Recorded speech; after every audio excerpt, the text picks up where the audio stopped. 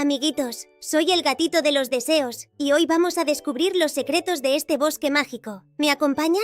Miren esas mariposas, son tan brillantes. En este bosque, cada rincón es una sorpresa llena de luz y color. ¡Hop! Saltamos con cuidado. Ser curiosos nos ayuda a aprender cosas nuevas cada día. Es muy divertido. ¡Oh! Un pequeño pajarito necesita ayuda. Ayudar a nuestros amigos nos hace sentir muy felices en el corazón. ¡Qué aventura tan bonita! Gracias por explorar conmigo. Recuerden ser siempre curiosos y amables. ¡Hasta pronto!